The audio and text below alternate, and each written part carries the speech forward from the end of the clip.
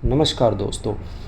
कभी भी किसी व्यक्ति के खिलाफ़ यदि कोई सिविल का मुकदमा डाल दिया जाता है, यानी किसी व्यक्ति के खिलाफ़, और वो व्यक्ति ना तो अपने वकील के माध्यम से ना खुद कोर्ट में अगर अपीयर नहीं होता है तो क्या होता है? तो भैया वही होता है जो कोर्ट चाहता है। तो कोर्ट क्या चाहता है? कोर्ट चाहता है कि आपको एक्स पार्टी कर दिया जाए, तो आप एक्स पार्टी हो जाते हैं। अब एक्स पार्टी को आम भाषा में आप समझो तो ऐसा एक शब्द, ऐसा ऑर्डर न्यायालय का जिसमें ये मान लिया जाता है कि आपको अपने केस से कोई लेना देना ही नहीं है, इसलिए आप अपने प्रोसीडिंग्स को आगे बढ़ाने के लिए कोर्ट में पेश नहीं हो रहे हैं despite service of notice of the court. तो समझ गए जी।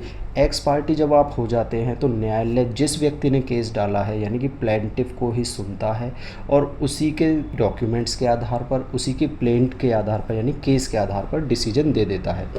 अब बात ये आती है कि यदि न्यायालय ने कोई एक्स पार्टी डिक्री पास कर दी, यानी कि प्लेंटिफ के फेवर में ऑर्डर सुना दिया और आप तो न्यायालय में पेश हुए ही नहीं, अब आपको पता चला कि यार ऑर्डर जो है मेरे अगेंस्ट सुना दिया गया है, अब कुछ हो सकता है क्या? हाँ, अब ज़रूर कुछ ना कुछ तो हो ही सकता है। देखिए, सिविल प्रोसीजर कोड के अंदर ऐसी सिचुएशंस में 3 रेमेडी बताई गई हैं। पहली कि यदि एक्स पार्टी कोई डिक्री हो जाती है तो आप ऑर्डर 9 रूल 13 के अंदर उस डिक्री को सेटिसाइड करने के लिए एक एप्लीकेशन लगा देते हैं। अब ये एप्लीकेशन कहाँ लगेगी, ये सबसे बड़ी महत्वपूर्ण बात है। ये एप्लीकेशन उसी न्यायालय के अंदर लगती है जिसने आपके against x party decree pass करी है। ठीक है जी।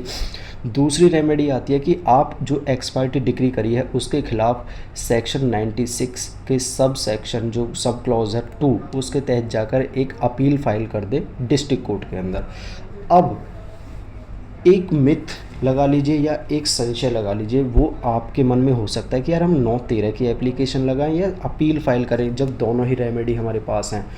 तो देखिए, अगर आप अपील फाइल करेंगे तो 9/13 की जो रेमेडी आपके फेवर में है आप उसे अवेल फिर नहीं कर सकते। जो व्यक्ति एक्स पार्टी डिक्री सेटिसाइड के लिए डायरेक्ट अपील में चला जाता है तो वो 9/13 की रेमेडी नहीं डाल सकता। अब यदि 9/13 की आप एप्लीकेशन डालते हैं, वो बाई चांस रिजेक्ट हो जाती है, तो उस रिजेक्शन के खिलाफ आप अपील में जा सकते हैं। ठीक है जी। तो इसलिए हमेशा रूट ये अपनाना चाहिए कि एप्लीकेशन 9/13 की लगाएं। अब तीसरी जो रेमेडी है वो है रिव्यू की। आप जो एक्स पार्टी, देखिए 2 रेमेडी तो मैंने आपको बता दी कि आप एप्लीकेशन 9/13 की लगाइए, दूसरा अपील में जाइए, और तीसरा है कि उसी ऑर्डर जो एक्स पार्टी का हुआ है उसे आप रिव्यू करवाइए section 114 of civil procedure code के तहत। आप उसी कोर्ट में जाकर एप्लीकेशन लगा सकते हैं और उस